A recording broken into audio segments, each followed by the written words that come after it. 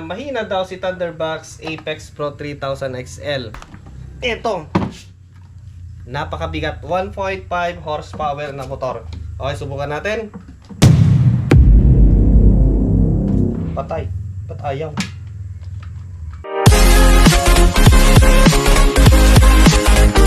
What dilasag? Bakit mo tinigil ang free energy content? Masaya pa naman. Okay, so gagawin natin ulit. But sisimulan natin sa mga mechanical parts na gagamitin natin. Ayan, like electric motor. So ito guys, iisa-isay natin para kahit paano ay detailed. Aha, joke lang. 1.5 horsepower, equivalent of 1118 watts. 220 volts, 60 Hz, 100% pure copper. From Michigan. So, isang points dito guys, para safety yung motor na darating, ay naka wooden box siya. Yung matibay na wooden box. Yung ibang brand kasi, napansin ko nakakarton. Tapos pag nabasa, lalambot yung karton, basag-basag yung motor. Pwede natin gawing baul or toolbox. Mabigat yung motor. Ayan guys, so yung kanyang manual. Then yung kanyang motor. Ito, malaki. Malaki siya guys. Mabigat. Mabigat siya.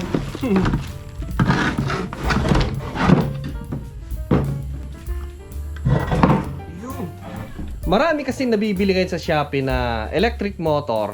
Napakamura. Pero pagdating ng unit, maliit, undersize, under wattage, pero naka-label 2.2 kilowatt. And yung saksakan niya ay pang electric fan lang. So, ganun yung ginamit ko noon sa isang project ko. Pero ito, ang laki guys. So, nandito yung kanyang AC input. 100% copper wire. Nandiyan yung kanyang impeller para pa-wifi sa kanyang system.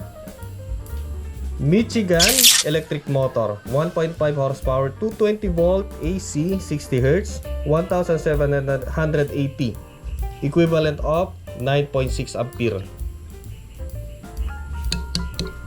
Dalawa yung kanyang capacitor, starting capacitor, kasi meron siyang clutch dito. Parang ang laki ng kanyang impeller, pero dahil meron siyang clutch para sa kanyang capacitor. Starting capacitor and running capacitor. Then, ang size niya ay nasa 8 inches yung kanyang lapad. Ang kanyang height ay nasa, sabihin na natin 9 inches. At overall na haba niya ay nasa, kasama yung kanyang axle, nasa 16 inches. Kita naman guys, malaking unit, hindi siya undersize, mabigat. Ibig sabihin ay true rated siya. Hindi katulad nung unang ginamit ko na nasa 3 horsepower siya, pero yung saksakan niya pang electric fan lang. Magaan at maliit. Ito ay malaki. Then ang ka-level ni Michigan kasi na brand ay si Victor. Ka-level ng kanyang quality. Lahat. Tapos ang kagandahan ay mas mura siya ng konti si Michigan. At isa pa ay parehas sila na US made, US brand, Michigan. Dito yung kanyang wiring connection para sa kanyang AC input. Yun o. At ang maganda nito guys ay naka-rubber siyang. Yan. So kahit nasa medyo nauulanan siya, nasasaboy-sabuyan ng ulan, so okay pa rin siya. Tapos pwede siyang reverse at forward.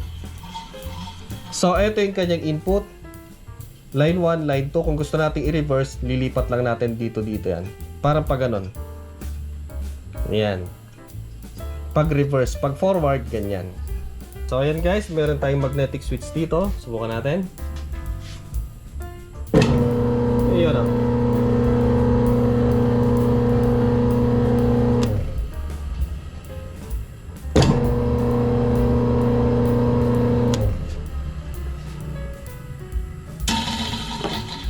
Yun yung kanyang clutch para sa kanyang starting capacitor. Pag bumilis na, bibitaw na yun. Yung isa na lang ang nakalagay.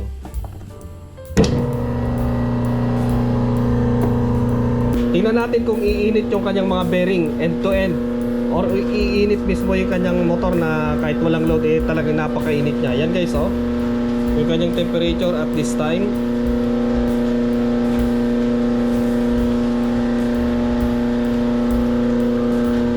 Ngayon kamay ko mainit.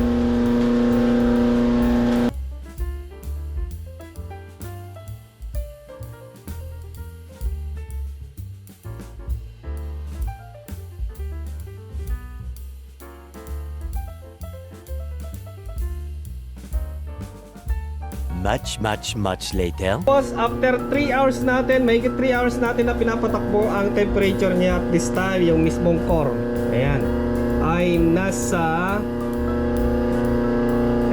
58 to 59 degrees. Tingnan natin kung tataas pa dyan.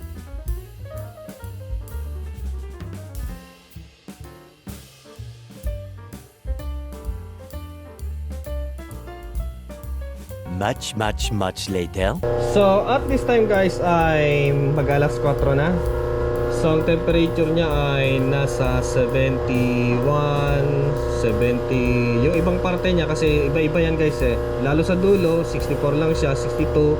Pero dito sa gitna kasi nandito yung kanyang core, nasa 74. Yan, 74 yung may dot na nasa gitna.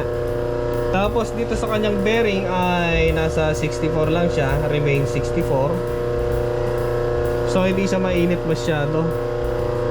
Ayan, maghapon na natin siya pinapandar. Sana nga ay walang aberya. Walang aberya na magkaroon ng, alam niyo na, yung suki dito sa amin. Mostly at this time kasi suki yan.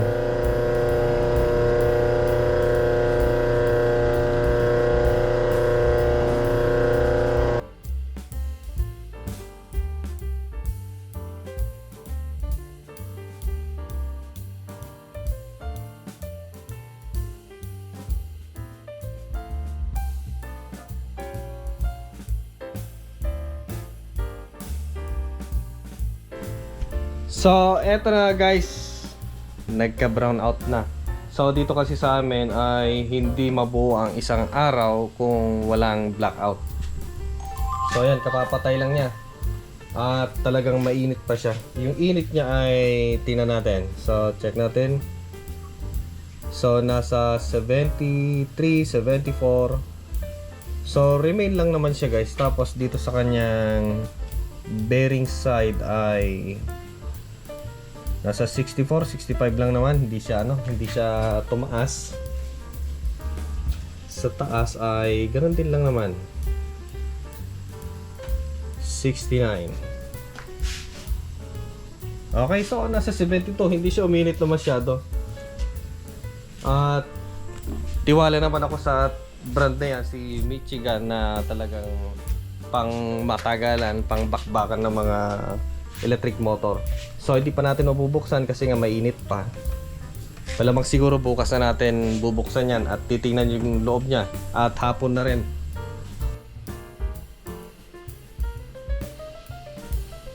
Sa pinandar natin siya kahapon, maghapon, at nabutan siya ng brownout, pero nagkaroon din lang na gabi. At pinandar ko siya, hindi na natin nagawa ng video kasi ngayon naantok na ako. At eto, ewan ko anong oras nag-brownout, medyo maligamgam pa rin siya. Pero meron na ulit kuryente.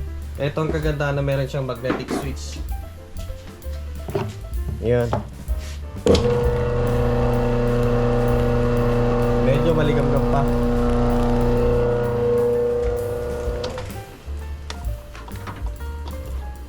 So ang kagandahan lang mayroong magnetic switch, oras na mag-brown out, hindi siya agad-agad aandar.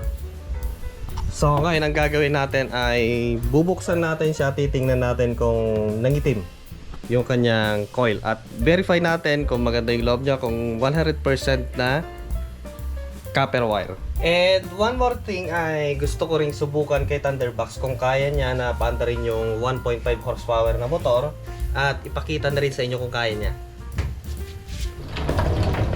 So yan, hindi siya nakakonect sa grid. Dito natin siya direct isasaksak.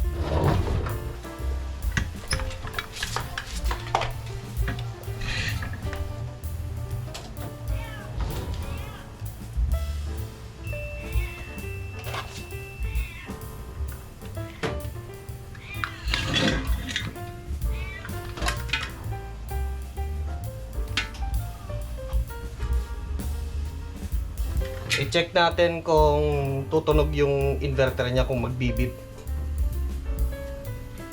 Kung magbip, ibig sabihin overloaded.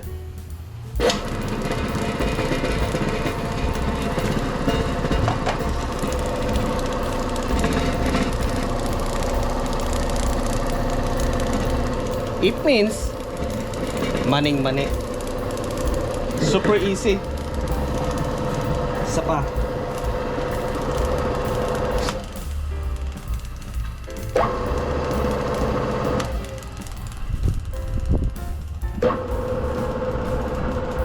Ang kinakain niya sa battery ay 19 ampere. 21. Oh, 19. Ayan. So, bumagsak hanggang 16 ampere. Kung 12 volt yan, doble mo yung 16. Or 20, magiging 40. Yung starting niya kasi mabigat. So, bumaba hanggang 16. Ayan. So, kayang-kaya. So, maganda kasi 24 volt.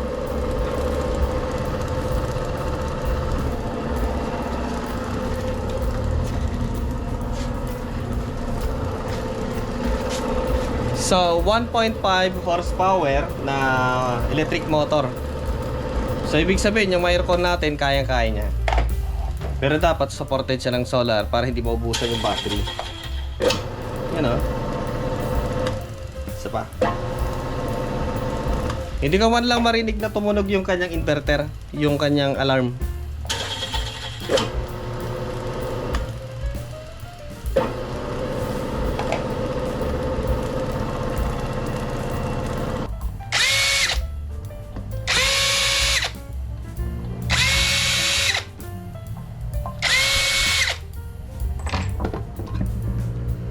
Tanggalin lang natin yung ano, lalagyan ng wire.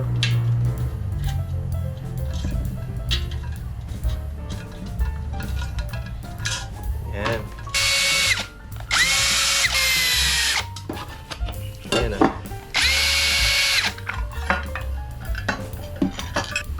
Tapos tong isa 150 microfarad, 250 volt.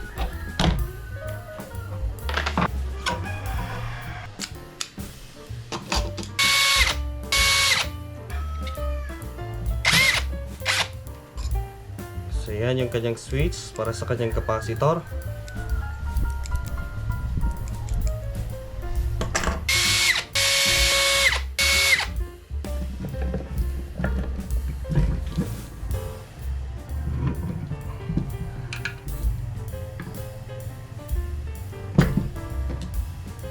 So ito yung kanyang rotor, yung kanyang bearing. Wala namang alog guys. Wala namang alog. Wala. So ito yung kanyang winding.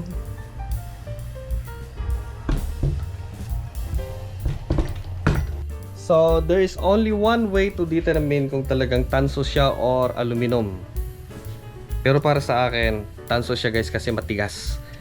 Ang gagawin natin ay babalatan natin yung isang tanso niya, tapos hihinangan natin. Pag ayaw dumikit, ibig sabihin aluminum. Yun kasi ang aluminum, hindi didikit ang lead sa kanya. Hihinangan natin. Kung mahulog yung lead, ibig sabihin at hindi didikit ay aluminum yan. Check natin. Kung didikit yan, oh, yung sarap ng dikit niya, oh, gumapang pa. Ano? So, ibig sabihin ay 100% na tanso siya. Diba? Hindi natin konti kasi hindi maganda yung kanyang kuha. Isa pa. Yan o. Sarap ng bukol niya. Tingnan natin kung mahulog. Hindi.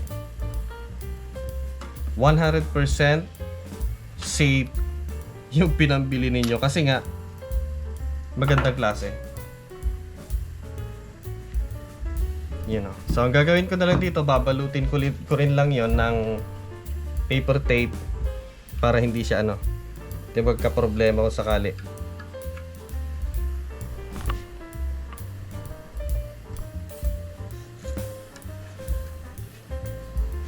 %100% legit na tanso, copper wire.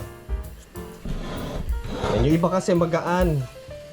Kaya pala magaan, yung ginamit na coil ay aluminum. Magaan kasi yan. Papansin mo yung ano, yung Kahit sabihin natin malaki, malaki body, malaki lahat, pero ba't ang gaan? Big sabihin yung coil ay substandard. Aluminum ito, 100% mga tansu. So yan, wala siyang nakasaksakang iba. Si ano ulit? Iyan o, wala. Ikutin natin. And then, so wala. Parang kinakalkaladkad lang natin. Okay? Fire in the hole!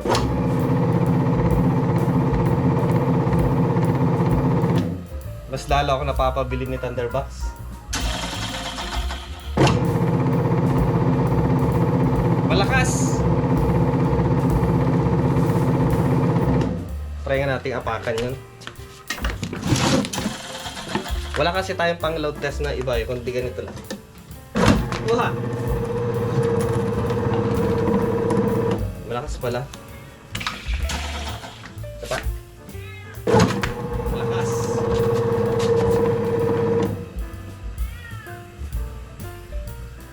So, para sa mga gustong bumili na ganitong motor ni Michigan, ayan guys, nakalagay po sa description box natin.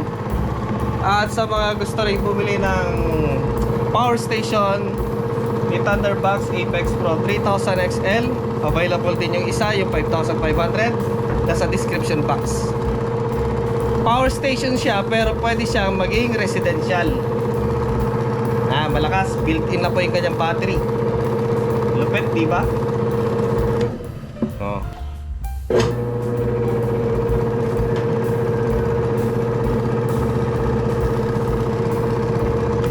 Kung hihina-hina na inverter yan, hindi niya kakayanin yan. Eeeet! Sabi niya. Pero dito wala akong marinig.